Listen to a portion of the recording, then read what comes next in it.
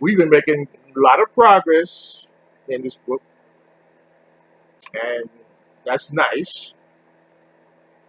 We've traveled quite a bit on this journey, and we're more than halfway finished. We're in a downhill slide, which is great. So now we can continue, and we can talk about trying to understand what the understanding of this divinity that we're looking for, because that's the joy, divinity. So the human plane that we're on as spirit, as spirit, yes, like I said, you understand, we've come through at, as a monad. We've come through all the elements, the that personal monad has that we are has come through everything, and we finally have reached the human plane in our journey. Now, this human plane that we've reached, why it is so special, because it's the first real peak of the divinity of divine.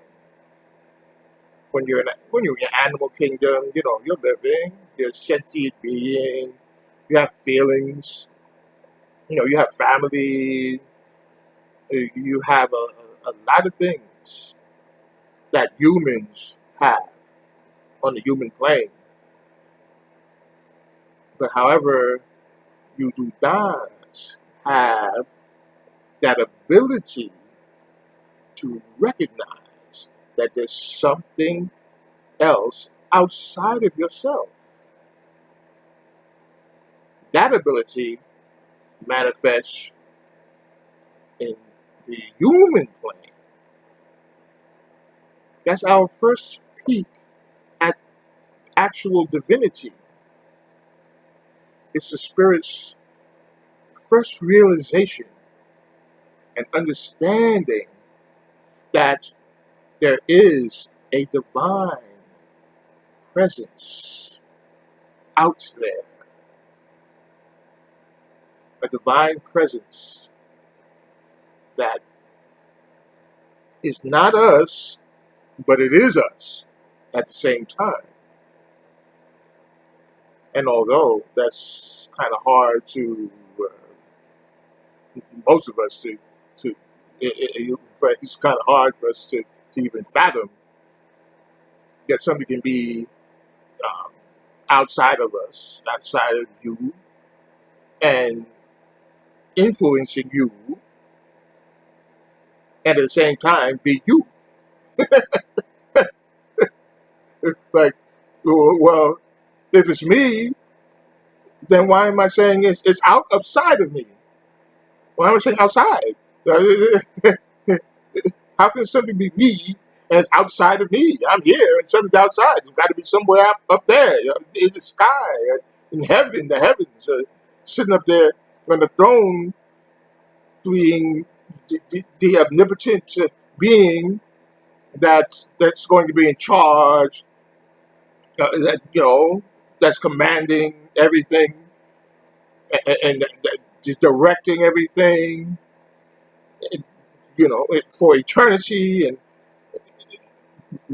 the wonderful being has the ability to put his son on his son on earth, and manifest himself in his son on earth, and all these different things that we've heard about this divinity that we we're getting a peek at. Now, when we get that peek, we try to put it in perspective, different kinds of perspective, to satisfy our mind and our mental abilities, to have understanding of these things, to have perspective of these things, and to fill up our belief system,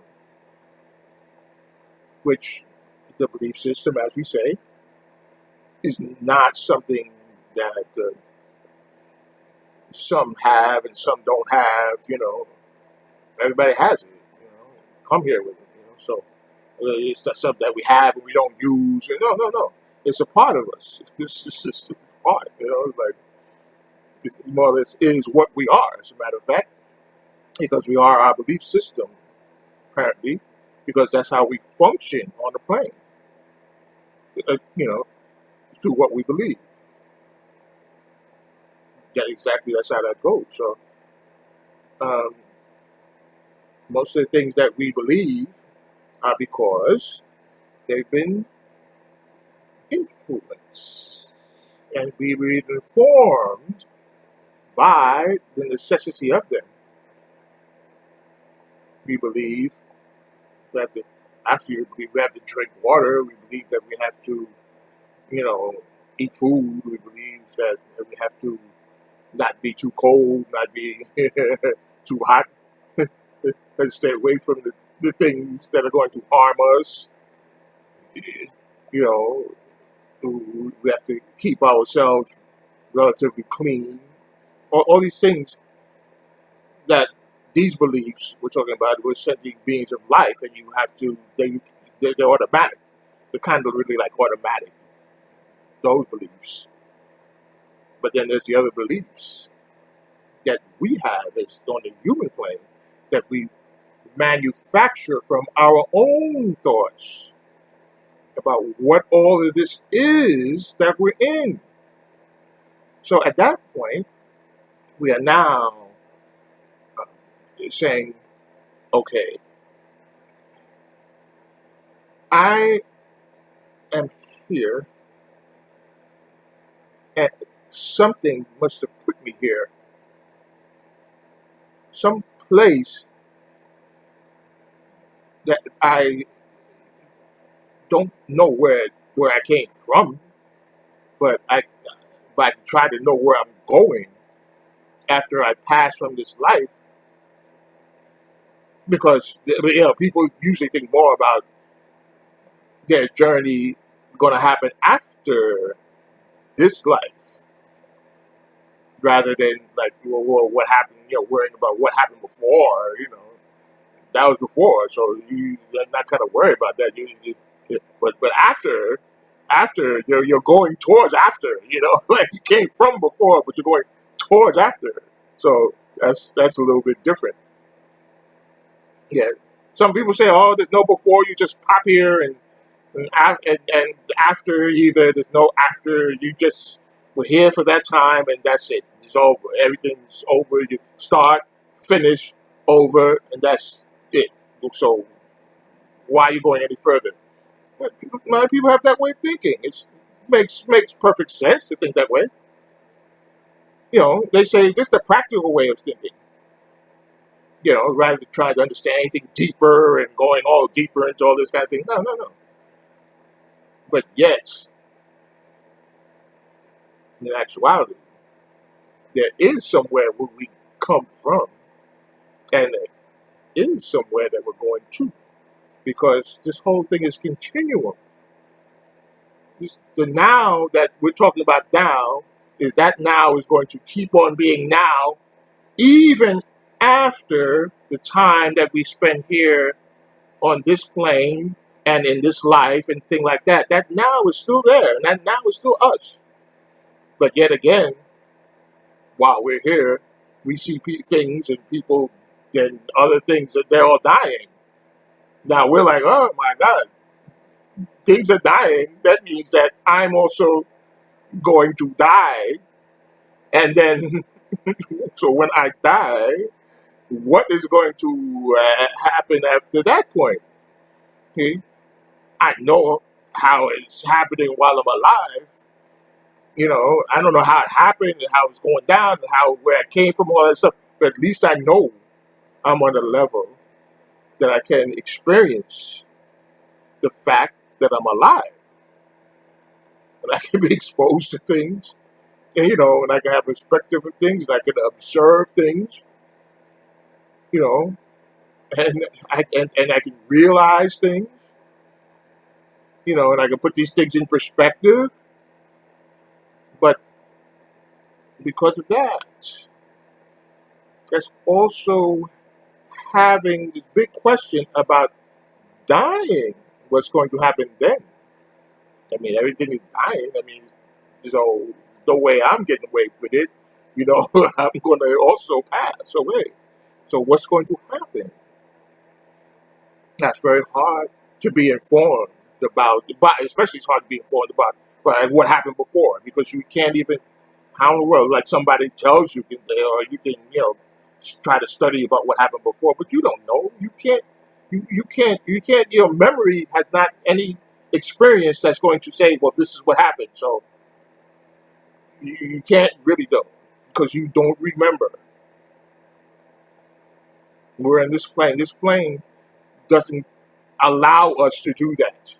You know, maybe further up, as a mystical sense, you may, but most places you can't really do that. Oh, this is what happened before. But I mean, there's some people actually that I said, oh, I went to this seer, and this seer said, I'm going to look into your past for you, and let you know that you were a duke in France, or you were a slave in Yugoslavia, or whatever, and, and tell you this thing. I mean, sometimes the seers, you can't just discount anything, because sometimes the seer will say, well, they see something, and then next thing you know, your life goes exactly like what they said. And you'll be like, "What? How did you do that?" You see, we can't discount anything just because we don't get it and we don't understand it, and we can't do it, doesn't mean it can't be done. So they're here, we're here, and there's other things that we have to try to consider. We can consider the fact that there's something before. We can consider that, and we can consider that there's something after. Yeah. Then we can't know them, but we can consider them. That's what we have the ability to do, that, to consider them. Now we know that there's very many metaphysical phenomena that have been shown to us through the times that we have been here, that point to the fact that don't take too much for granted, but at the same time, don't be too limited in the way you try to think about it either. If somebody's going to just tell you that divinity means that you have to just look up, you know, worship that God up there, and He's divine, and He's the one who gives you your power, and you know, he put his son here, and he put the prophets here. He could lead us to where we're trying to get, and He did it. He's that's the guy. He's the lawgiver and the law, the enforcer. Like, so can't step out of too much line too much, because you get. So these are our attempts at trying to look under that veil of divinity and see what we see. We have the ability to do that. The veil is there. And you'll be like, oh, well, can I at least get a peek into this and see what's going on with this? And try to make some kind of sense out of it and see if it could feed it into my belief system, and I can feel comfortable about the fact that now I know I got a good idea about what this divinity is about. You know, I know if I follow these commandments or follow these laws, or if I follow this way, that I'm going to be rewarded in this life, probably here, and probably in the hereafter. And it makes a lot of sense. And it's comforting. Yeah. I know I can't adhere to everything that, like, they say, oh, you got to do this and that and this and that. You might do every little thing, and then that means it's going to be a perfect life. No. You don't have the perfect life. This one had that perfect life, so aspire to his life, and then your life will be so much better because you aspire to what he said or this prophet or whatever. It makes sense. But what I say is the more universal your look and your perspective of what we're seeing, the more unified the outcome that you're seeing is, then the less contradiction that you're going to have in your thought process. Because if you are too, um, one way, one outlook, one understanding of what someone has just led you into, they told you this. Remember, it's you didn't even bother to use. They just led you into it, and then you stand a chance of being very limited about how far or fast or open you're going to be able to gather in the understanding of what the divine is, because you're closing yourself off. Nobody's closing you off. Can't point a finger at anybody else. You're closing yourself off. I mean, you have to remember that we're responsible for everything that we do. We're already in that state. We're very personalized, and that personalization in our spirit makes it so that whatever we do, and the problems or the glory that we create from it is going to be very personal. It's going to lead us quickly toward into where we're trying to get, or maybe we're gonna have to mark time a bit and wait till we get a little bit of traction to get ourselves going, get in gear. You know. So my thing is just like, well, listen, let's just get going. I mean, what are we waiting for? What are you gonna mark time for? Why are you marking time? Just get going. We we we can see, and having that perspective of that just one way because somebody told you and your culture told you that this is what that means that you're going to be at odds with somebody else who somebody told them this, and that's their culture. That's the elephant in just always in the room. You got a Christian and a Muslim and Jew and Hindu and Buddhist and whatever have you. They're all in the same room. You say, well, what is the setup of how things are? What is it? So one saying this or this, the other one say that, and the other says, well, look, my book says this. It's easy to see that's it. The other one says, oh, well, I don't know. Your book's okay. Now you have the good book, but I have the better book. You have the good book. I got the better book. See, my book, yours not really correct because this is why. And he said, oh, no, I hear you, but you got to understand that it's just, and next thing you know, you're debating about who's came first, whose book came first, and who's the first one that's the most authentic. If the last one, no, that's the best one because it took everything else into account before this one came out. So you're going back and forth with this kind of stuff. It's not really going to get you that far. Number one, because it should be showing you something. It should be maybe you're not getting the whole thing from the way that you're actually thinking about it because of the perspective that you have. That's why you can be in one religion and then that religion uh, has six, seven, sex, sex.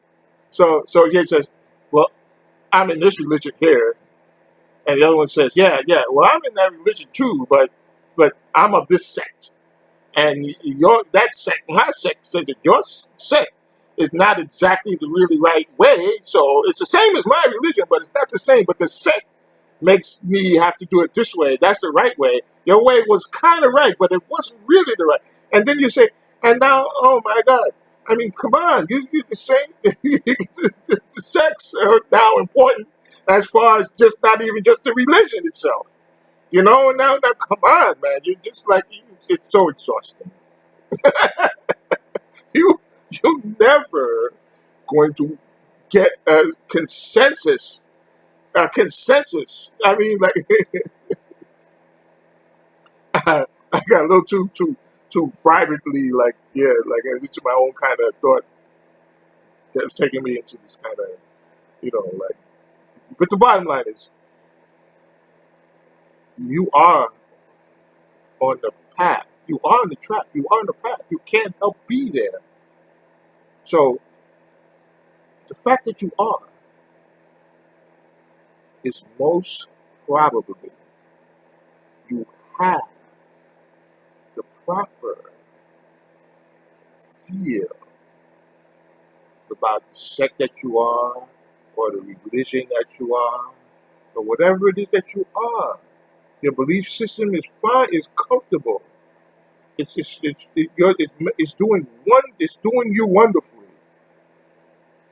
You can be the most beautiful, outstanding, wholesome, wonderful person, no matter what it is that you are. Whatever the name that you put on the religion or whatever, it doesn't matter. If you're an atheist, even if you put the atheism or agnosticism or whatever, it doesn't matter. Because the only thing that really matters is that the fact that you understand that you are enjoying and not so serious, strident attitude. These things are boxing you in. They're letting you keep yourself flowing, keep your spirit flowing. If you don't use it in the proper way, if your perspective is not correct, yeah, I mean, I think I'm trying to say things in a certain way. I'll refer to my grandmother. My grandmother, she was Christian, a Baptist. She was in Abyssinian Baptist Church, just singing the choir, and nothing ever bothered this beautiful lady. She was just, any problem that came up, it wasn't even serious. It wasn't serious. I mean, things are serious, but I mean, the house got robbed. She was in it, and things like that. The house crumbled on one side. Things happen, but she's never yelling, never, just or going off on people or this and that. And she would base it on her faith, but she didn't have to say it. She didn't have to say it. It wasn't anything she had to say. Her faith was just a part of her. Yeah. So it was special, but it wasn't that special. She was special. Her faith wasn't that special. She was special. And how she she she understood within herself that spiritual understanding was special.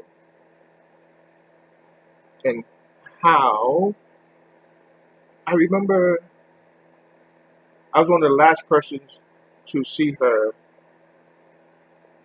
before she passed away. And she was in the hospital. I came to visit her. I said, Grandma, how you doing?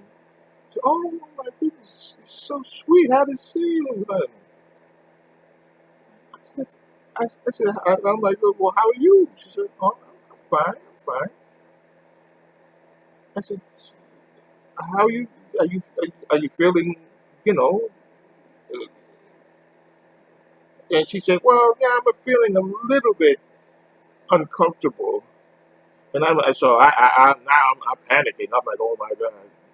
She's probably having some trepidations about that she's on a deathbed, where's she going, and where's she going to be at the end of this whole thing. And my mind is just racing through all of these kinds of thoughts.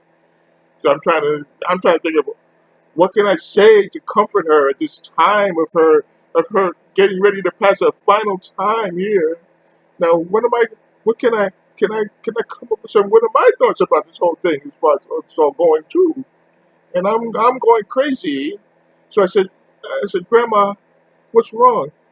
Is there anything that I can do to help? Anything that I can say that you would like to tell me? And she says, yes. As a matter of fact, yes. Um, uh, could you straighten my pillow for me? Because my neck is very uncomfortable the way that I'm laying here now, and I can't really move it the way I'd like to. So could you straighten my pillow for me? And I'm like, I look at, I'm like, is that all? I was like, I'm like, I just straighten the pillow for her, straighten it, and she said, oh my goodness, that's so much better. I said, thank you, grandson. You're the best. So, see, that's what I'm talking about. See, she's on a deathbed, ready to make the transition. And her biggest care in the world was that her neck was uncomfortable because the pillow wasn't straight. And she couldn't really do that much straightening. So, fortunately, I was there. And I was there straightening for her. And then now she was beautiful again, fine and great, you know. Next day, came and heard that she passed. It was just such a beautiful feeling within myself to know that I was with her close to that last minute. And she gave me that beautiful insight, even on the last day of her being on this earth, that nothing has to really disturb you all that much.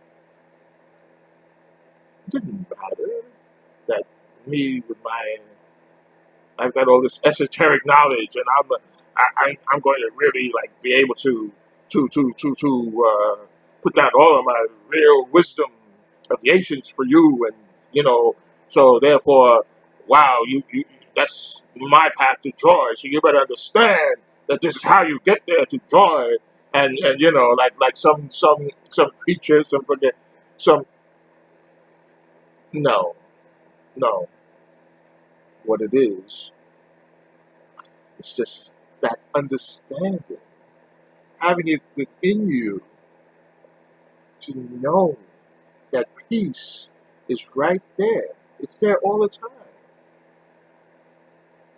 If you don't have it, it's just because you're avoiding it. It's not because it's not there. You're figuring out all kinds of different ways why it's not there instead of understanding that it's there. And just experiencing it whenever it's humanly possible and feel great about it because it's there for you to have. And in the midst of that kind of God that you're really seeking, it doesn't have to necessarily be a personified God. That can be. That's up to you. There's no problem that you do it this way or that way or whatever. It doesn't. It's no. You know, I am like, oh no no no, it doesn't. But that's not the point. The point is, you want to believe something outside of yourself. That's you. I'm like, no, it's not outside of myself. I am it. I'm it. The king on the throne, sitting up there, is not my perspective. I'm the king of my own throne. I'm the life of my own party. That's how I do it. So that's my perspective. It's not wrong. I mean, it's not right as compared to yours is being wrong or mine is wrong. Mine is right. Why are you fooling yourself? You don't understand that you're fooling yourself when you do it that way. The truth is elusive to all of us, actually. Getting closer to it is always worth the trip of what we're trying to do. A lot of times we don't even realize we're doing it, but we're still doing it anyway. And depending on the way we do it, depends on how our outlook about things reflects our insight. So I'm trying to put my thoughts down here into a book, into a perspective that people can understand. Hopefully, maybe it helps to open their minds up a little bit to something that they might not have considered before. And then some people are like, get out of here. That doesn't make any sense to me. Okay, it doesn't make any sense to you. You know, that's not for me to say. What do you mean it doesn't make sense to you? Don't you get it? No, no, no. I'm in my league. This is my league. You're in your league. Your league is different than my league. That's not a problem. We're all trying to peek under that veil into divinity. So rather than thinking that something is coming to get you or coming to save you or coming to judge you,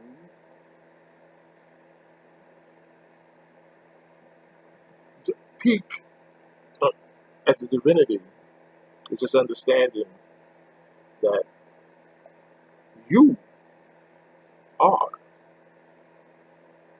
what you're seeking. You are what you're seeking. That's it's you. What's outside of you is the same thing as what's inside of you. And it's all you being you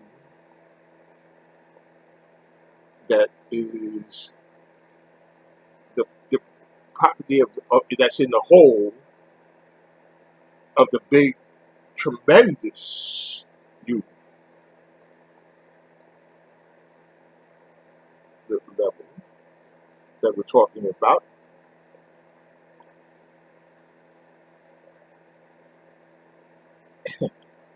Top level, uh, top level of you, of the real of you, the you, that all of the you, you know, that we.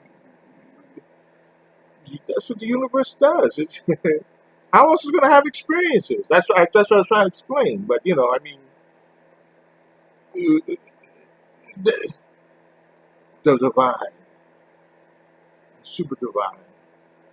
That's where we're headed. We we can feel good about that if that's how we'd like to believe that we are headed somewhere. That we're headed back to ourselves, That's it. If we want to, we're imagining right now that we have the difference, we have the differentiation. Of course, of course, what is everything and be and have experiences. It couldn't have it if it was just one thing, one blissful, just balance of everything, of absolutes. It then that's what that would be, but it wouldn't. There would be no experience, no anything. It, there's no room for experience in that. The experience is fun, and it has to make itself manifest. The experience is interesting. It's exciting. Exciting. I mean, just think of the waves, exciting waves, and then the monons that come out that get ready to spark up when everything is the whole stage is set correctly. Experiences. This is what it's all about. We have experiences, so the we're the universe having experiences, and the creator is the creation. The creator is its creation. So the difference that we try to put into it in our perspective is necessary. As I say, it all makes sense if you just try to get a little deeper in just the mundane way of thinking about things. It all starts to make a little bit more sense.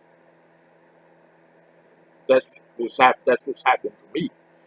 So, so if you can have that sense, so this is why. So this is how. So this is who I am. So this is what I am. This is what all this is.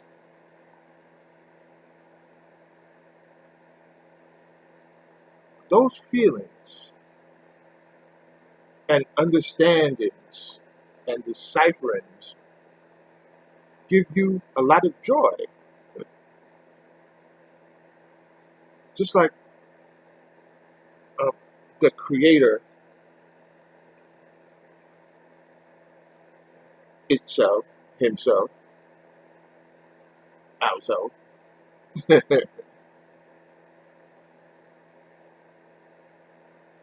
a super real level, can spin planets and shoot comets across the sky and blazing and blaze suns, stars, have black holes that suck up all the light that's ever that comes in super gravity dimensions. This is, I mean, that must be a lot of fun to do all of that. Have that happen. Doing that is like kind of sounds like it's kind of fun, you know. I mean, I have fun, going to the beach and whatever, you know, taking a trip, nice car ride or whatever. But listen to this. But this is what we're a part of, and it's just it's all in how we see and feel it, like the spinning of the planets and blazing of the stars, shooting of the comets. That's also what and the black holes, the main dimensions, dark matter, and these things that we can't even figure out yet on this plane. But all of it It's all us as that one doing all of it. Even though it's not you, you know it's not exactly you. You're saying, it, it, you know, not exactly you doesn't mean it's not you. That's the thing. We have to try to figure. You got to try to put that in perspective. When you just that perspective of how wonderful and how great the whole thing is that you are a part of, you're a piece of it, and because you're not insignificant, because you're at the same time, you don't have to treat yourself so seriously, like you're like the end all and be all of everything, because it's right in the middle with the balance of wow, I know my greatness of what I'm a part of, not really even a part of what I am, and at the same time, I I know my divinity. I know how to be humble in the divinity because there's not any serious that needs to be really projected into it. Just enjoy it.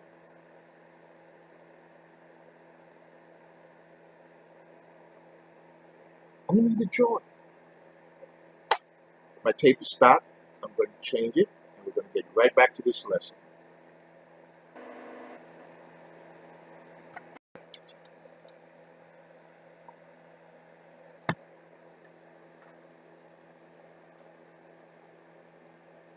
That feeling of greatness, the only thing had to be interjected into the whole parameter of what we're talking about, the experiences that we're talking about.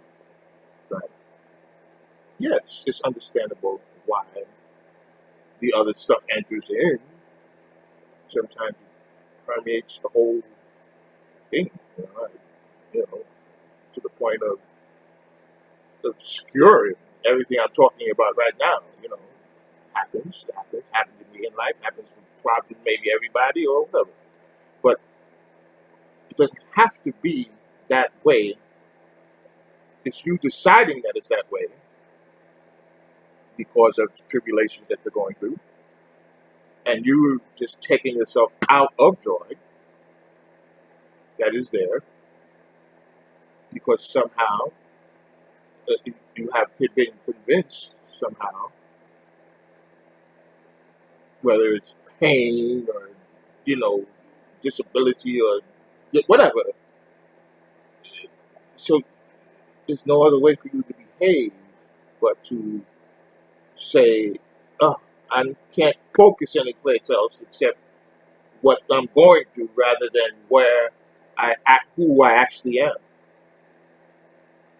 So if you get that perspective, that normal way that you've been told is pretty limited, and you think that's a normal but again, you think it's a normal way. You can't escape what's normal to you.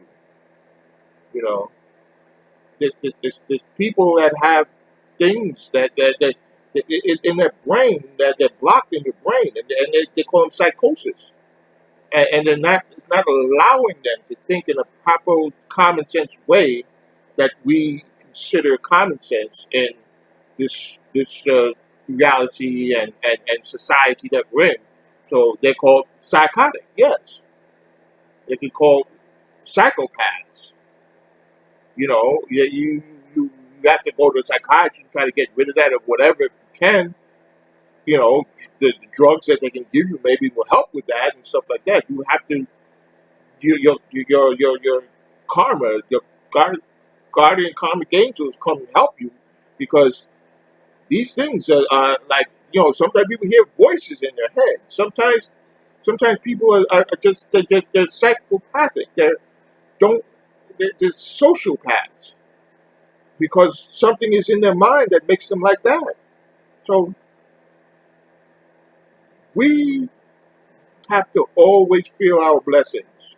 When we don't have those things, we have to understand our supreme blessing, because we don't need anybody just coming and judging you because you're, oh, this person is like that because that's like this and they're like that, and judging and judging and judging. You have to be, just understand that you are in the way that you are because of your karmic development.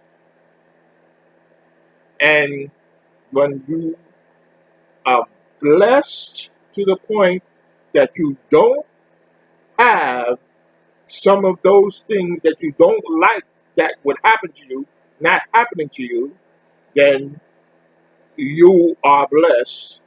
And at the same time, you have to have some of those things happen to you, because otherwise, how would you be learning? How would you be advancing?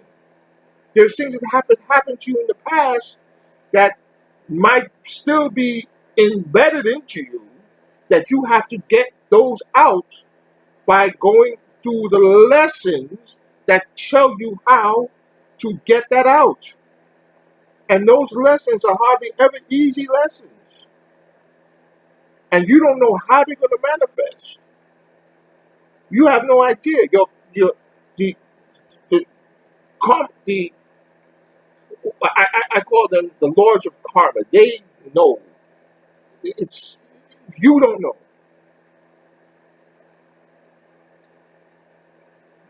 You don't try. So the best thing you can do is not trying to be at odds with others, try to be too judgmental. Society is created in a way that it's trying to be judge these things in a fair way. And we always have to be on top of the fact of how our society is running, so that they can judge these things for us in a fair way. Because otherwise, there's a lot of people who will try to take advantage of the fact that they're, oh, I got more power or whatever, this kind of thing. So we have to just know that that message is there. It's there, that divine place where it's only necessary to peek at it and let it start to fill your mind with that message, that higher mind message, not the mundane way of thinking all the time, because it's there to inform you, that peek under the veil. So I think we spend a lot of time on this, and I think we've got a little understanding about that divinity on the human plane, being on the human plane, and getting it, and how wonderful it is, and have that chance to actually get a glimpse as we peek under that veil, and have that understanding how awesome, how just stupendous this thing that we are is. Okay, I think I'm ready to go to the next chapter. Okay, let's try.